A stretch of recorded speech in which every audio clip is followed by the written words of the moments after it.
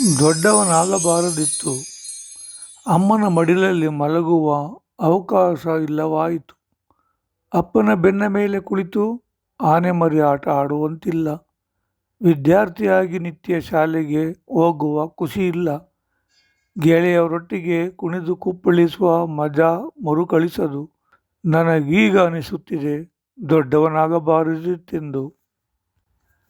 ಮುಂದೆ ಅಪ್ಪ ಅಮ್ಮನ ಮಧ್ಯ ಮಲಗಲು ಆಗದೆಂದು ಗೊತ್ತಿದ್ದರೆ ನಾನೆಂದೂ ದೊಡ್ಡವನೇ ಆಗುತ್ತಿರಲಿಲ್ಲ. ಅಪ್ಪನ ಹೆಗಲೇರಿ ಕುಳಿತು ಹುಣಸಮ್ಮ ಚುಂಚನಕಟ್ಟೆ ಜಾತ್ರೆಗಳ ನೋಡುವುದು ತಪ್ಪುತ್ತದೆ ಎಂದು ತಿಳಿದಿರಲಿಲ್ಲ.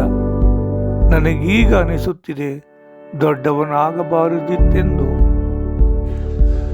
ಅವ್ವನ ಸೊಂಟದ ಮೇಲೇರಿ ಕುಳಿತು ನನ್ನೂರು ಬೀದಿಯಲ್ಲಿ ಸುತ್ತುವಾಗ ಗೊತ್ತಿತ್ತೇ ದೊಡ್ಡವನಾದರೆ ಹೊರಲಾರಳೆಂದು. ದೊಡ್ಡವನಾದರೆ ಓದು ಬರಹ ಇರಲ್ಲ, ಪನಿಷ್ಮೆಂಟ್ ಇಲ್ಲ, ಸಂತೋಷದಿಂದ ಇರಬಹುದು ಎಂಬ ಭ್ರಮೆಯಿತ್ತು. ನನಗೀಗ ಅನಿಸುತ್ತಿದೆ ದೊಡ್ಡವನಾಗಬಾರದಿತ್ತೆಂದು. ಸತ್ಯವಾಗಲೂ ನಾನು ಸಣ್ಣವನಾಗಿಯೇ ಇದ್ದು ಬಿಡುತ್ತಿದ್ದೆ. ದೊಡ್ಡವನಾದರೆ ಇಷ್ಟೆಲ್ಲ ಕಷ್ಟ ಇರ್ತದೆ ಅಂತ ಗೊತ್ತಿದ್ರೆ.